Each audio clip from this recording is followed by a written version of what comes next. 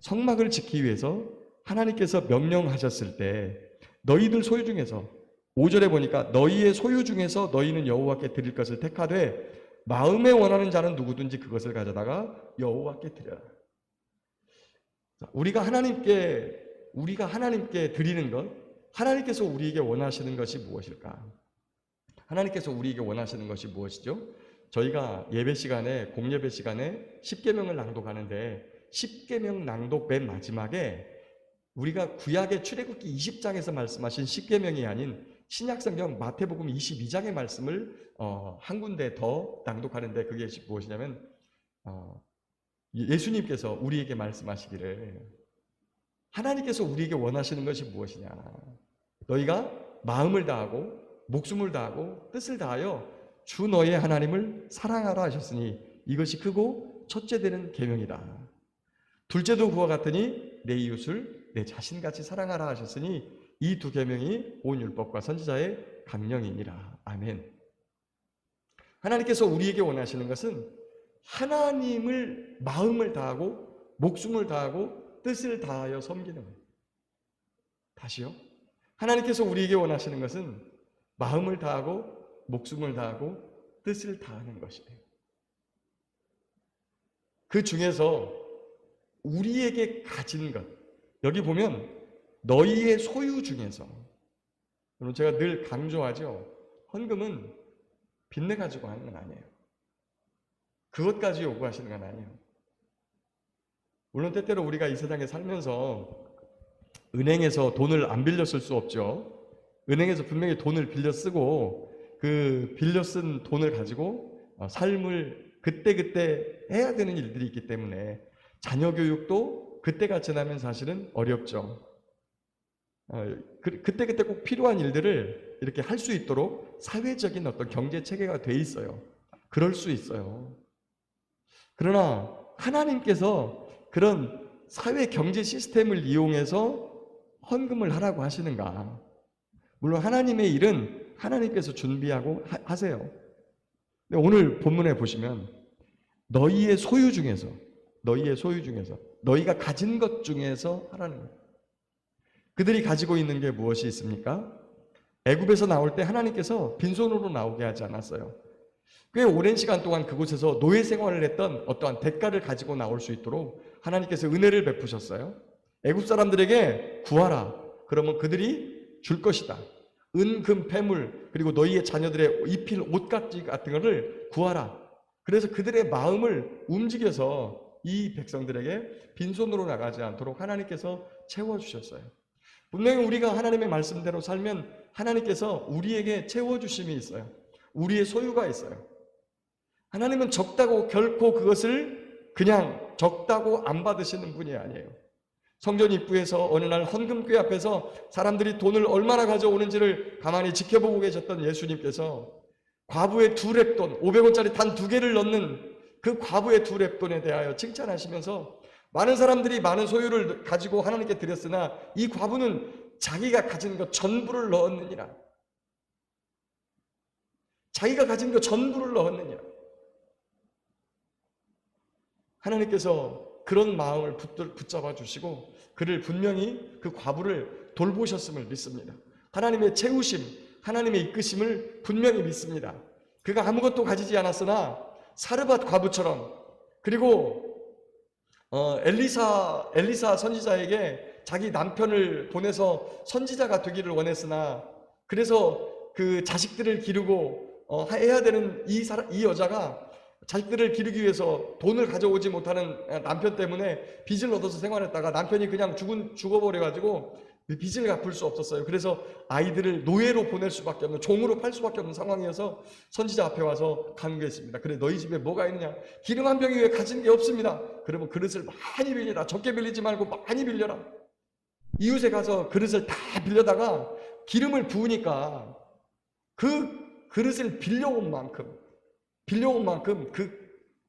그 기름병에서 기름이 끓이지 않고 계속 나왔어요. 그래서 그 기름을 팔아가지고 빚도 갚고 그리고 생활할 수 있도록 돌보셨습니다. 이것뿐이겠습니까? 하나님은 고아와 과부의 아버지인 줄 믿습니다. 연약한 자의 아버지인 줄 믿습니다. 오늘도 우리가 알든지 모르든지 간에 우리를 돌보시고 계시고 어떤 상황 속에서도 우리와 함께 하시는 줄 믿습니다. 그 하나님께서 때때로 우리에게 필요한 것을 요구하실 때가 있습니다. 그런데 여러분, 분명히 그 필요한 것, 이 본문에 보면 성막이 누구를 위하여 짓죠? 누구를 위하여?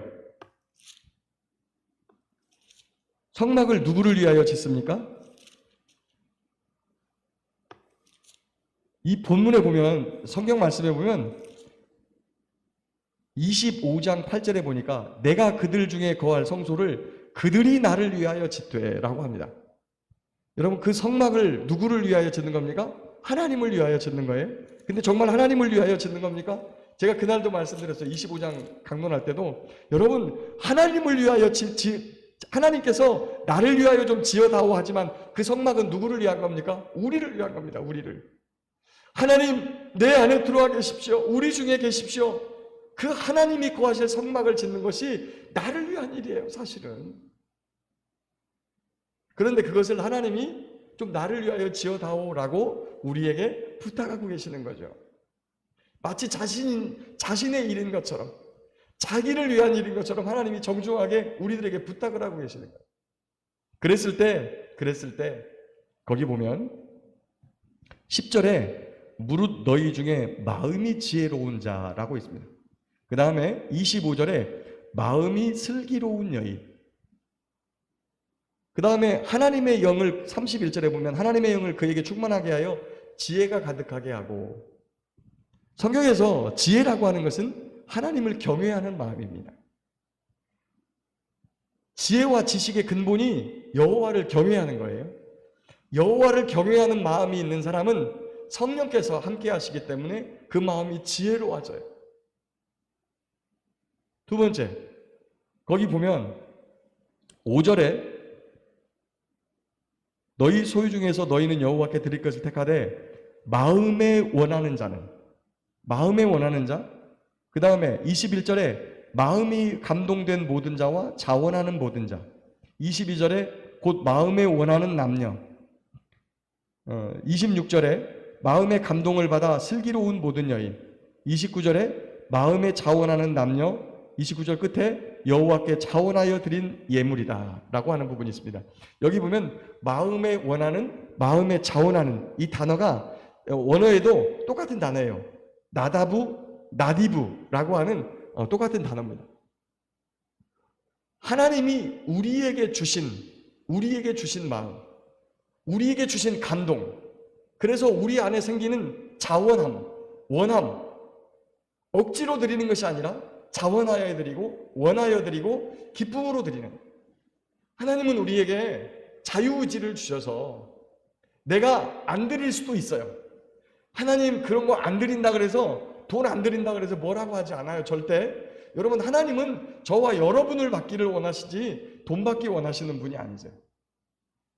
그런데 때때로 하나님께서 우리에게 원하실 때가 있어요. 그러면 네 마음을 한번 보여다오. 네가 정말 나를 사랑하니? 한번 보여다오. 그럴 때 때때로 우리에게 감동을 주실 때가 있어요. 헌금만을 이야기하는 것이 아닙니다. 연약한 사람들을 보고 그를 돕고자 하는 마음, 사랑하는 마음, 이것도 하나님이 우리에게 감동을 주셨을 때 자원하고 원하는 마음이에요. 우리에게 감동을 주신다고 하는 것은 성령이 우리에게 오셨다는 뜻이에요. 성령이 오셔서 마음에 감동을 주시는 거예요.